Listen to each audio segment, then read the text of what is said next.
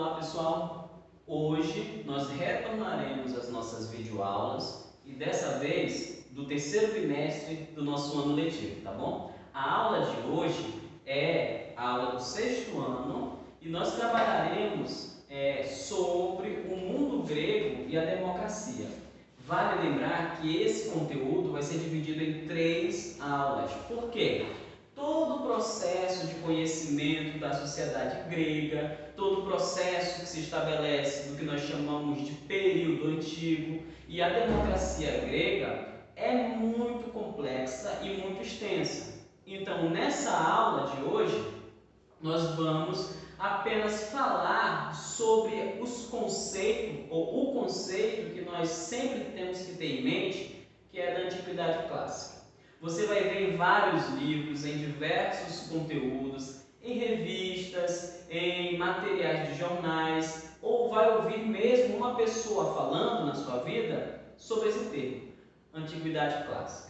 E nós vamos ver que esse termo ele não é mais tão utilizado como antigamente, principalmente por causa do que é ser clássico, ok? Então nós estudaremos nessa primeira aula esse termo, tentaremos compreender o que é essa antiguidade clássica, assim como nós estudamos nas aulas anteriores, nós veremos que não existe nenhuma cultura superior à outra, tá bom?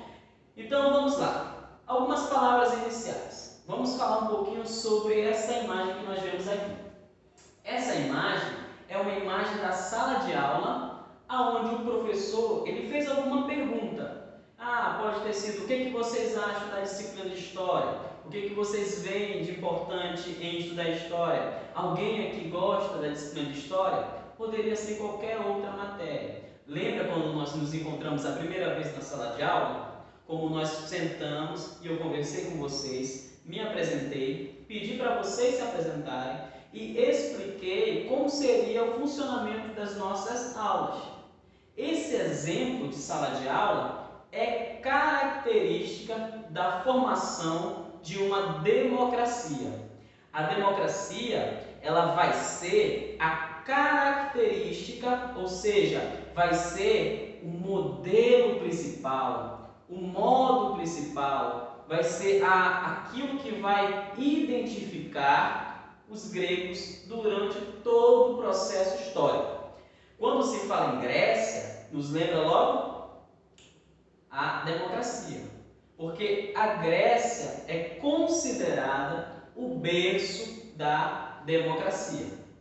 Então, na nossa primeira aula, aquilo que nós fizemos na sala foi democracia. Eu perguntei para vocês o que vocês esperavam de mim e eu falei para vocês o que eu esperava de vocês. E nós entramos num acordo, eu lembro até hoje, que nós, como a nossa aula ficaria no meio do intervalo, as nossas atividades seriam passadas sempre no segundo horário, correto?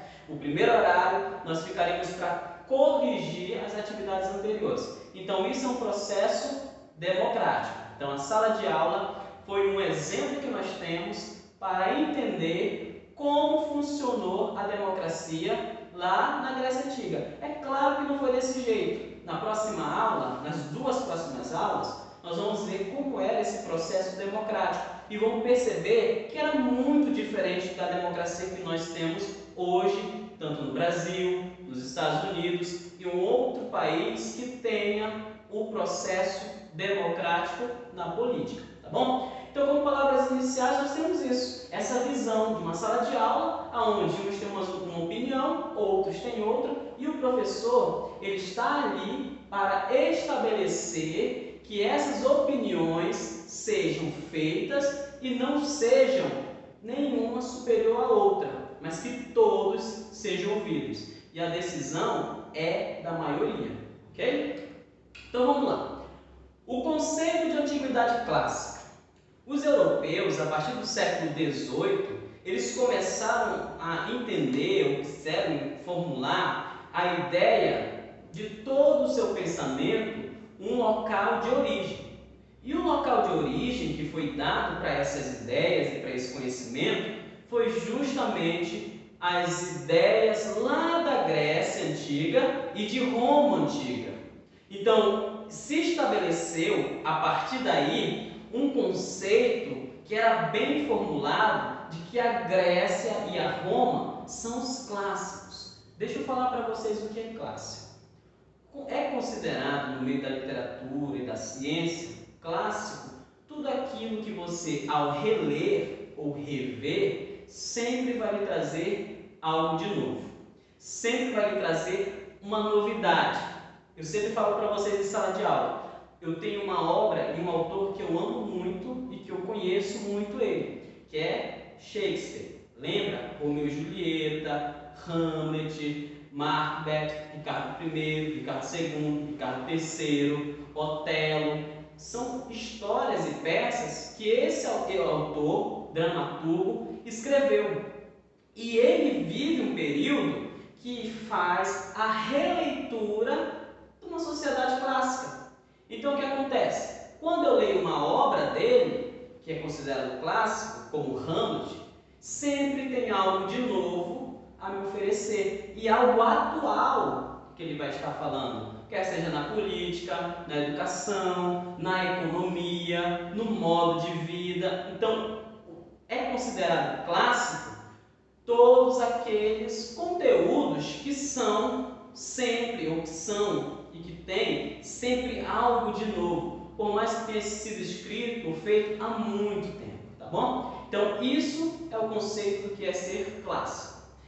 Então, no século XVIII, a Europa vivia por essa tentativa de resgatar esses pensamentos, principalmente gregos e romanos. Esses pensamentos se estabeleciam as leis, se estabeleciam ainda a democracia, a forma de governo, a filosofia também, que era muito importante para os europeus nesse período, e principalmente as formas de governo que acabaram formando a Europa feudal e a nossa história moderna, tá? Então, ou seja, na transição da Europa feudal para a modernidade, vai ocorrer um resgate das ideias gregas e romanas, e essas ideias vão ser chamadas ou denominadas como ideias da antiguidade clássica. É claro, esse termo não é mais utilizado. Hoje, os historiadores não se utilizam mais esse termo e nem querem mais utilizá-lo. Por quê? No momento em que a gente começa a utilizar esse termo, a gente exclui os outros grupos. Vimos na aula passada, nas aulas anteriores a essa, que existiram povos na antiguidade na Mesopotâmia, existiram povos na antiguidade na América, e esses povos tinham conhecimento e tinham uma forma de estruturar, e tinha uma forma de se conviver que era modificada de acordo com a sua experiência, ok? Então, por isso, não se utilizamos mais esse termo de forma tão grande. Alguns ainda utilizam, são defensores que os clássicos são gregos e romanos, mas, de modo geral, não é mais utilizado. Então, nós temos 3 pontos que eles são importantes para você lembrar e que justificam a não utilização mais desses termos. Eles estão dentro daquilo que eu expliquei, mas eles estão aqui também. Primeiro, porque os historiadores desconsideram que os povos de outras partes da Terra também tenham desenvolvido a escrita. Qual era a ideia? Os clássicos, eles eram aqueles povos, ou seja, tinham aquele conceito de que só era clássico aqueles que haviam conseguido chegar ao nível intelectual que era o nível do desenvolvimento da escrita. E mais que isso, nós vamos ver a segunda hipótese e a segunda ideia e afirmativa que não nos deixa mais acreditar que somente gregos e romanos eram clássicos porque os povos da África e das terras onde hoje é o Brasil, mesmo sem desenvolver a escrita, possuíam uma história dinâmica e movimentada. Foi o que nós aprendemos com os povos sambaquis, foi o que nós aprendemos com os povos indígenas que moravam aqui, foi o que nós aprendemos com os maias, com os astecas e principalmente com os incas. Então, todo esse processo nos faz perceber que esse segundo ponto pode caracterizar que existiram povos antigos, povos que viveram no mesmo período de Grécia e Roma e que também desenvolveram uma ideia e um conhecimento. Okay? Outro, todos os povos antigos, independente do continente onde viveram, possuem características comuns. E veja lá, o que facilita estabelecer semelhanças e diferenças entre suas histórias. Então, isso é uma outra característica que nos possibilita entender que não é gregos e romanos apenas que são considerados antiguidade clássica. Por isso que nós, historiadores, hoje utilizamos o termo apenas antiguidade. Os povos da antiguidade.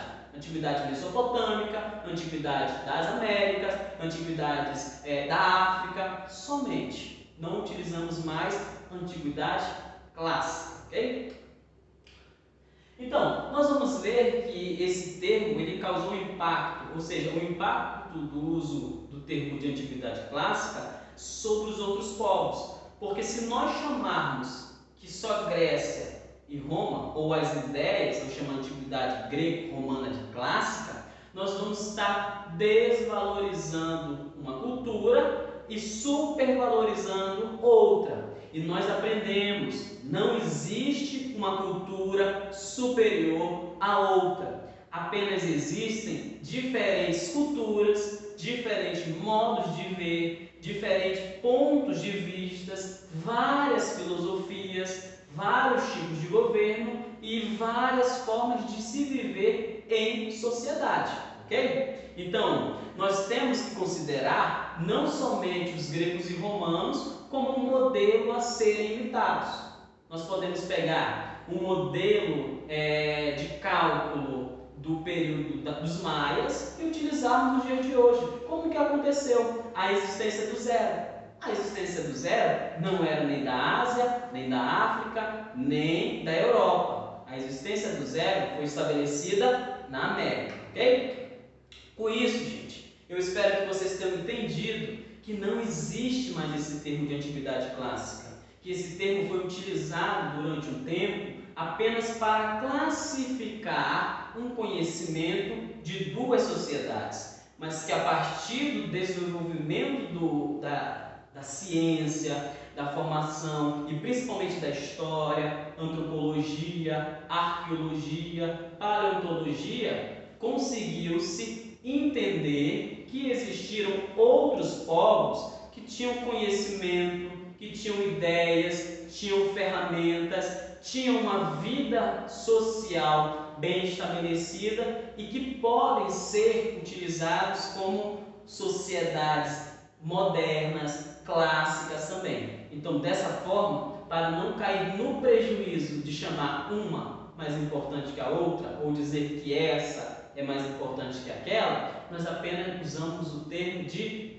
antiguidade para essas sociedades, ok? Então eu vou deixar para vocês um exercício que não está no nosso livro. O exercício é, você vai fazer um pequeno textinho com 10 linhas e vai elaborar esse texto sobre a temática. O que significa antiguidade clássica, tá bom? Então essa atividade eu deixo para você para a próxima aula. E fico no aguardo. Tchau, tchau!